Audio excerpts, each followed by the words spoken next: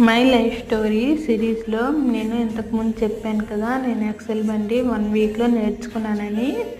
ఆ తర్వాత intermediate complete అయిపోయింది, డిగ్రీలో జాయిన్ అయ్యాను. ఇంటర్ ఏదో విధంగా షాప్ చూసుకున్నా, లేకపోతే ఏదో విధంగా చదివాను, కాదనలేదు. మరీ అంత ఇంటెలిజెంట్ అని నేనైతే అనుకోను, జస్ట్ యావరేజ్ పాస్ అయిపోయాను.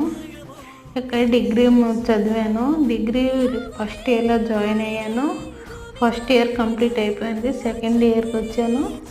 మా నాన్నకి మళ్ళీ హెల్త్ ఇష్యూ వచ్చింది. సరే, హార్ట్ పెయిన్ వచ్చింది. 1 వీక్లో సర్జరీ చేయాలని డాక్టర్స్ అయితే టైం ఇచ్చేశారు.